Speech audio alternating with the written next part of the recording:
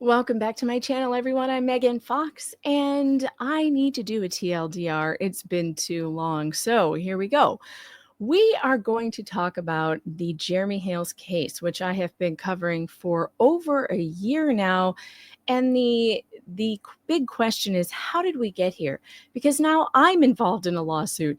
After all of my coverage on this case, I have now had to file a lawsuit with that umbrella guy and Jeremy Hales against one of the Anti-WTH Media Ecosystem that popped up and tried to silence those of us who were talking about this story, covering the court case, and used really terrible intimidation and harassment techniques in order to do that. So how did we get here?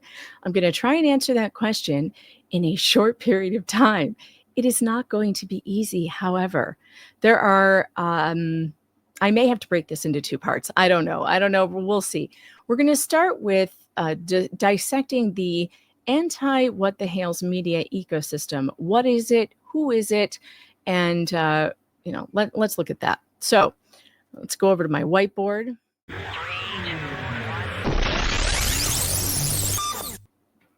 Now, the whole thing started with Jeremy Hales' neighbors, Lynette Preston and John Cook. Now, Jeremy Hales is a YouTuber, and he has a business where he buys storage units and resells things. He has a very large audience, and he needed a property in order to store a lot of his storage unit stuff and ship things out. And he found a big piece of property in Levy County, Florida, and he bought it, and that's where he has his new business. He lives part of the time in Ohio, part of the time in Florida. These two people moved in after he did, right across the street from him. And since then, they got into all kinds of craziness. It's basically a bad neighbor story. But it began with local Otter Creek, which is in Levy County, local Otter Creek politics that Lynette and John were involved in with a bunch of other people who did not like Jeremy Hales interfering in their local politics, because as a businessman, he got involved with politics. So we have a little group of local anti-Jeremy ecosystem that popped up for quite a while, with Russell Meeks, Marla Hughes, Patty Plummer, somebody named Tina. There were water disputes. There was Mary at the village, water disputes, all different kinds of things that they were getting into. And so that began the local anti-Jeremy Hales ecosystem. However, and we'll just, there's a lot of backstory to this that I'm not going to get into because Lord knows. But if you've heard these names and you want to know who they are, these are the local people in Otter Creek that got into this, this mess. All right. Then Lynette and John hooked up with a lawyer named Bruce Matskin, and he began recruiting channels and people on YouTube in order to do some he called it the Anti-WTH Media Ecosystem. He started recruiting people. He was trying to recruit me. He was trying to recruit other law tubers. He was trying to get Larry Foreman, that umbrella guy. He contacted everybody, but nobody was biting on the law tube side. Except for David Helm. So David Helm is one who he did recruit to get to do some anti-Jeremy Hales broadcasts. And we're not really sure. That's why I have a dotted line that goes up from David Helm to Lynette and John, because I'm not sure who contacted who first. It's possible that David was in touch with Lynette and then put her in touch with Bruce. Or Bruce got in touch with Lynette directly. We're not sure. But when that happened, this lawyer in Connecticut, Bruce Matskin, Connecticut and Massachusetts, he's barred and he lives in Massachusetts. He began recruiting people to do anti-Jeremy Hales content on YouTube. And one of those people he recruited is Dave Teschendorf. Everybody who's written in red here, by the way, is someone who is currently involved in a lawsuit with Jeremy Hales. So if you see their name in red, you know that means they are currently in a lawsuit. Dave Teschendorf, otherwise known as Super Dave, has a YouTube channel. He makes a ton of anti-Jeremy Hales content. Lisa Lee, aka Fleesa, if you've heard people use the name Fleesa or Flea, she has a YouTube channel called Two Lees in a Pod, where she has done nothing but anti-Jeremy Hales content for a very long time now. Connected to her are other people who started doing it as well. Tori, who used to be on her show with her and involved in all of this, disappeared recently. We don't know what happened to her, but she stopped broadcasting with Lisa. And then since she stopped broadcasting with her, Lisa has recruited her mod squad, all of her mods, who she now has on the program to take part in the anti-Jeremy Hales broadcasting. And also Robbie Kesey, also known as Gator Boy, he has a like an alligator business or something in Florida, and he used to work with Jeremy and doesn't anymore and turned on him and all kinds of nonsense. So he goes on with her, and he doesn't contribute much to the show. Just put it that way. He started doing anti-Jeremy Hales content as well. And it really ramped up after Bruce got involved. So Bruce then also recruited a lawyer in Florida, named Scott Stark, to bring lawsuits on behalf of Lynette Preston against Jeremy Hales. And we'll get to that later, because Bruce doesn't have a license in Florida. I keep wanting to say New York. But Scott Stark is not in red, but he is currently he's awaiting a sanctions hearing. He keeps dodging for his behavior in that case, and we'll get to that in a minute. We're just going over who is the ecosystem. Who are these people? Bruce also, when I wouldn't respond to him, he tried to recruit everyone I've ever known or broadcasted with on YouTube. And one of those people is a guy named Michael Volpe, also known as Darth Touch or Volmit. He is a person that I used to broadcast with a long time ago about family court issues. And unfortunately, I was misinformed about his ethics. And I had no idea that he was taking payments for stories, and I don't think he was vetting them very well. And he was telling these stories on my YouTube channel, all of which have been taken down because I do not know what is real or true and what isn't. He likes to complain that I've taken it down just simply because I'm spiteful about him going with this crew and deciding to, I don't know, tell the world what a terrible person I am or something. But that's not really the case. I took them down because I'm not sure which of his stories he vetted properly and which ones he didn't. And so I'm not taking that chance on my channel. So Bruce contacted like everyone I've ever known. And the only person he got any traction out of was this person, Mike Volpe. And Mike Volpe brought to the party this lovely person. Richard convicted felon Luthman, a disbarred, disgraced attorney from New York who spent 4 years in a federal prison, or sentenced to 4 years in a federal prison. I don't think he spent the entire time, for fraud, extortion, kidnapping, mob activity, like just crazy. This guy is bad news, very, very bad news. And Mike brought him into this. And he began stalking my family. He doxed me, put pictures of my house online, my daughter's name, my husband's name, all in an effort to stop our coverage of this story of Bruce Matskin's alleged clients. He took on Lynette and John as, he says, pro bono clients, but it came out later that he was representing them on contingency basis. And he had written me directly, asking me, telling me, threatening me basically, that if I would stop my coverage, then he would guarantee that his clients wouldn't sue me. Sir, I don't care if your clients sue me. I'm never going to stop my coverage because some lawyer decides to, try to intimidate me into shutting up. That's not if you've ever watched this channel, you would know that's not how I roll. So who else did he recruit? So Volpe brought in Richard Luthman. He also Bruce brought in, I believe, or Lisa, I'm not sure which one, an old guy named Ray Bone Crusher. That's his AKA name. His real name is Bone Break. He's like 81 years old. He used to be pro Jeremy Hales. He broadcasts on YouTube from his garage, and he's just full of hot air and nonsense. And he is also being sued. As you can see that he is in red. So is Richard Luthman. Jeremy Hales is suing him.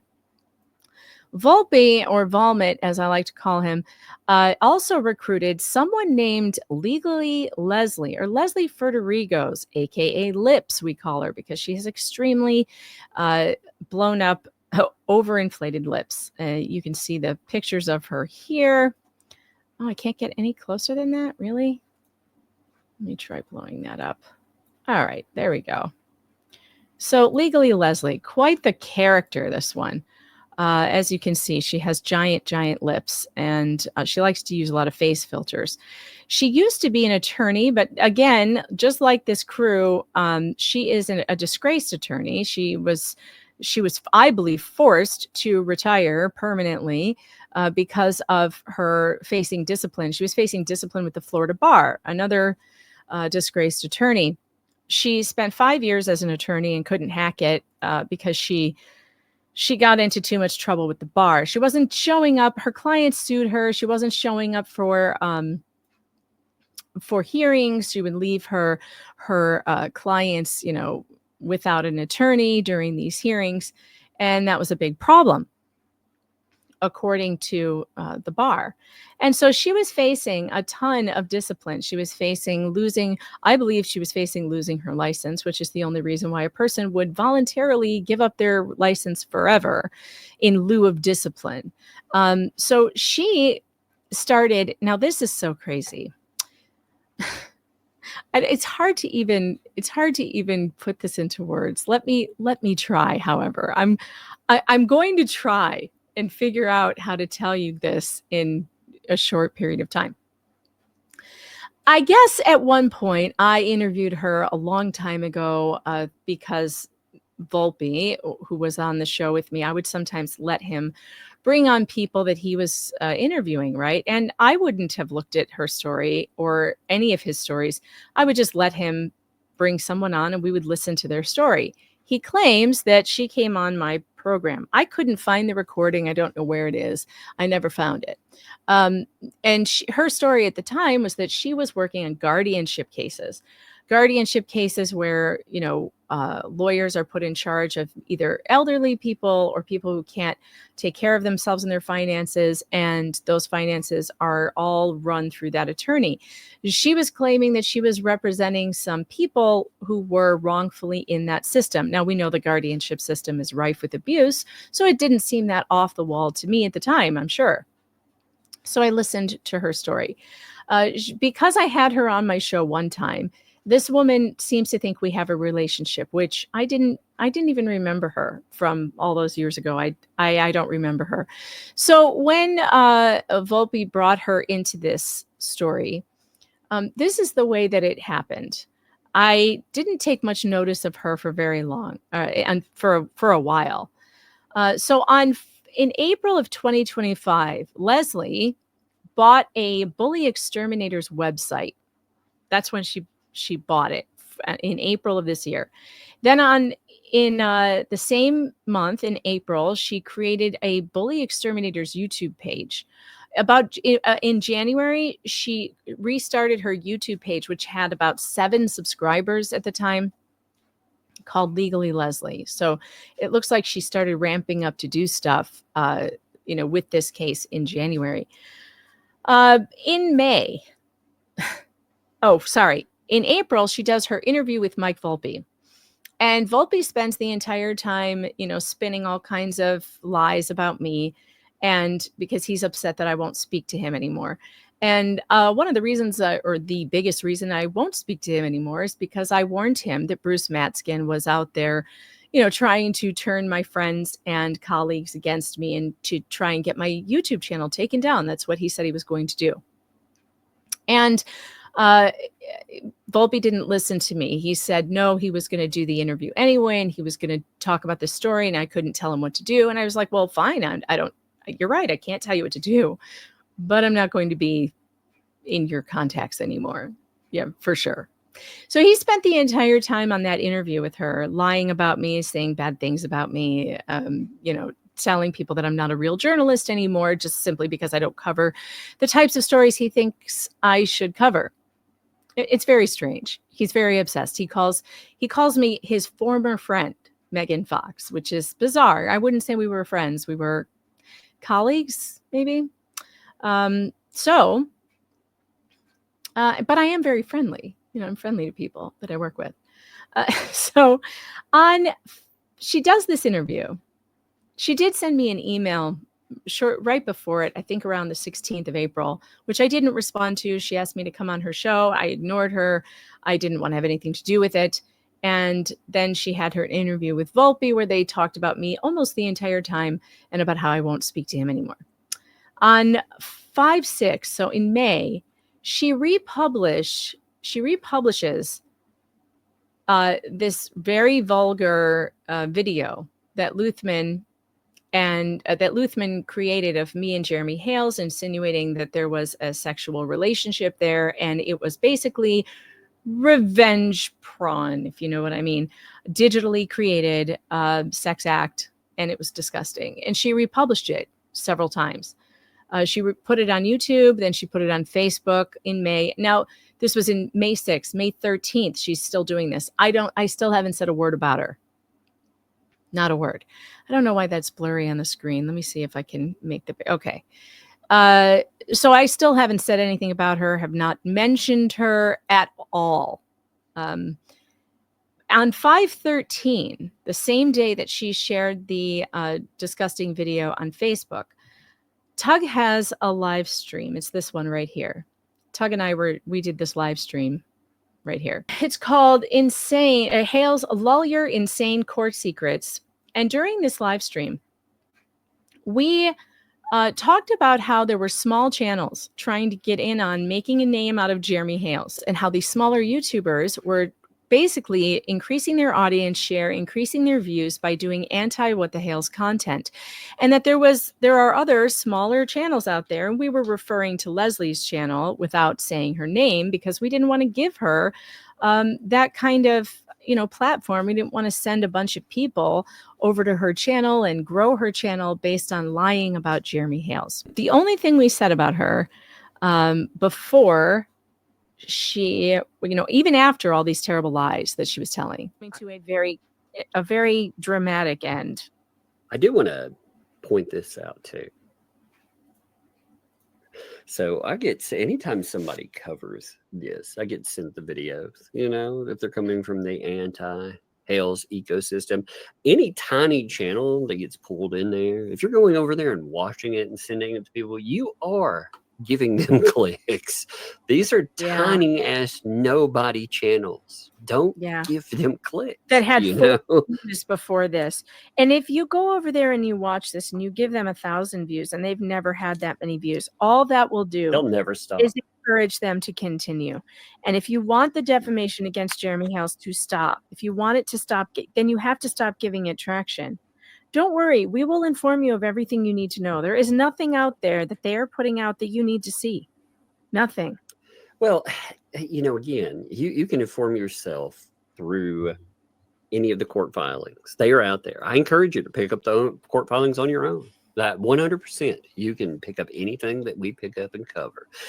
So we were encouraging people not to go over there, and without even naming her, we didn't name her at all. And there wasn't any, we weren't talking about her at all, even after she had done these things like sharing the gross videos and, allowing people to just lie about me constantly because she had 6 subscribers. It was like, who cares?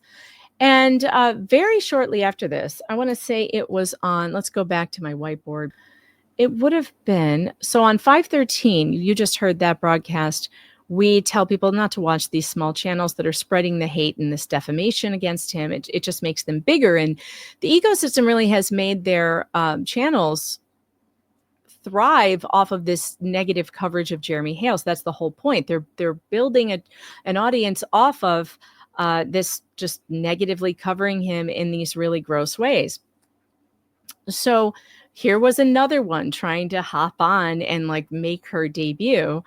And so we don't name her. On the 19th of May, just a couple days later, Leslie files a lawsuit against Jeremy Hales, George, and Jay Hip. Now, Jay Hip is another YouTuber. He's a comedic YouTuber. He does satire. He mentioned her, but all he said was that she looked like a Muppet or something like that because, well, she kind of does. I mean, we've got the pictures right here. I agree with that scenario. I agree with that description. Look, I mean, she's very Muppety. Which, by the way, is not defamation. It's just comedy, and it's an opinion. So anyway, her husband, Michael Ferderigos, is also a lawyer, Leslie's husband. And in the middle, so on the 19th, now she's basically now forced Tug and I into talking about her and naming her because she filed a public lawsuit against Jeremy Hales, whose cases we are covering. We've been covering for over a year now. So if you file a lawsuit against Jeremy Hales, we're going to talk about the lawsuit. We'll pull it up and we'll read it. We'll talk about it. So again, she forced herself into this conversation. She forced herself into the coverage. She demanded that we cover her, that we talk about her. And she didn't like what she heard. So on the 19th was my first broadcast about her. We talked about her very litigious past, her vexatious litigation against her family, which is all public record. Her vexatious litigation against her own husband, Michael Ferderigos. She has, yes, several of those. And he's still with her inexplicably. We don't know why. But she has her checkered past with her disciplinary record in Florida. She was suspended. She was sued by her clients. And then eventually she was forced into permanent retirement, because the bar had had enough of her crap. So when she was forced into permanent retirement, she chose that instead of facing her disciplinary hearing, which she tried to put off. But when it was finally coming up, she chose permanent retirement, which means she can never practice law in the state of Florida again. She did not like Tug and I talking about this because she has cultivated a narrative about herself that is false all over the internet, telling people that she was railroaded out of the legal profession in Florida because they were scared of her and the work she was doing on behalf of people in guardianships. This is just not true. She wasn't showing up for hearings. She left a bunch of her clients high and dry. And there's a long history that we have covered on my channel and Tug's channel a lot. So you can go and look that up. And the lawsuit she filed against Jeremy Hales was absolutely insane. It was for defamation and harassment, cyberbullying. I don't even believe Jeremy Hales said her full name before that time. I think he may have mentioned some of the things she was doing, because up until that point, that Bully Exterminator's website had all kinds of horrific AI videos with Jeremy Hales' face, comparing him to certain German dictators, mass murderers like Charles Manson, those guys in the South who wear the white robes. Yeah, she was depicting him as those types of people. It was awful, and it will come out in court, what she did. So she sued him. And then a few days later, on the 27th, she adds me and Tug to the lawsuit as well. A few weeks later, she drops it, and she files to voluntarily dismiss after not serving us. Jeremy Hales waives service, so he's in it, but she dropped it. And then she refiled. And then she dropped it again. So now this is going to answer the question, how did we get here? How do we get to where I am now in a lawsuit? I have sued with Jeremy Hales and that umbrella guy. I have sued Leslie Ferderigos and her husband, Michael Ferderigos, for malicious prosecution, because they have served us, or they have named us in a lawsuit twice. She admits publicly that she does it to basically, keep her PR It's basically for the public to look up and say, oh, these people must be bad, that they're speaking against Leslie Ferderigos, so they must be liars because she sued them. She doesn't plan on actually going through with the lawsuits, but that's called malicious prosecution. And we do have a case. We've had 2 dismissals, which in Florida, you get the 2 dismissal rule, which means that it was judged in our favor. The plaintiffs, we got a win on that because we get an automatic judgment in our favor when something is filed and dismissed twice. And that is what she did. And so now we have evidence that this person filed malicious and vexatious litigation against us, and we are pursuing it in court in Florida. So that's where we're at right now. This case has gotten so crazy. I know. Believe me, I know. It's insane. However, it again, here's why it's important. Let's talk about why it's important. And we'll have to get to all the lawsuits in a second TLDR because this is already 27 minutes. I think it's long enough. But here's why this is important and why I refuse to back down from it. And I'm certainly going to go forward with this lawsuit because YouTubers are under constant attack. We see it with the Blake Lively and Ryan Reynolds attack on all the YouTubers who are covering their story. They don't like the coverage, and because the coverage is not good for them, because these YouTubers have found holes in their story. They found evidence that what they're saying is not true. They are using their power to go after small YouTubers in a way they would never go after media like CNN, NBC, ABC, New York Times. They would never go after those mainstream media sources because they have the means to fight back with large legal teams.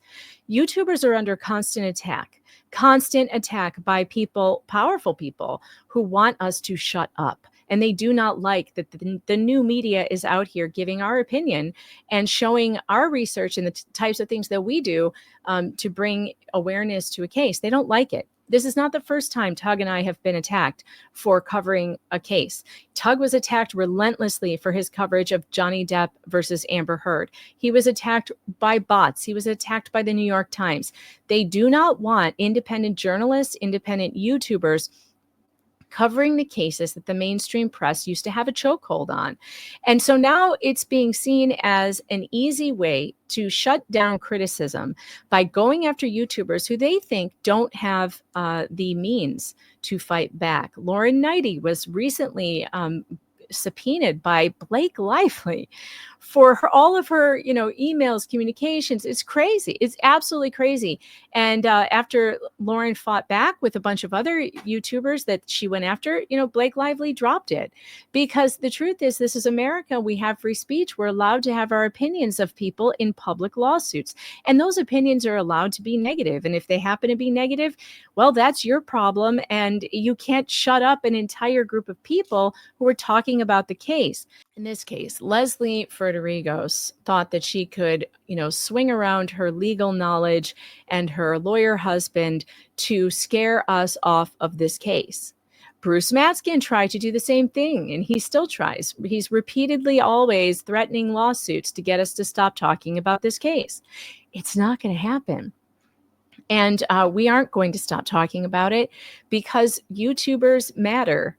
YouTubers' coverage of court cases matters. And I'm never going to stop or give in to these people who want to shut us up because they would rather not have sunlight spilled onto all of their bad deeds. That's never going to happen here. So that's why I am in the lawsuit that I'm in currently. And I will absolutely be giving you all the updates as they come in and as this goes on. And we will make sure you tune in to me and Tug every night at 8 p.m. Monday through Thursday, either on my channel or his, because we will be giving you all the updates on that. Now, I hope you understand a little bit more about who the Anti-WTH Media Ecosystem is and how we got here. But in the next one, we will be talking about all the lawsuits connected to Jeremy Hales and when they were filed and what they're about. And we'll go over that so you can get a broad overview. But guys, I'm not going anywhere on this story. And no number of ex-felons, disgraced attorneys, disbarred lawyers, no number of these people, paid harassers, are going to keep me from doing my job and from reporting on a story that is interesting to me, that I think is very important for the future of YouTube and free speech in general. It's just not going to happen.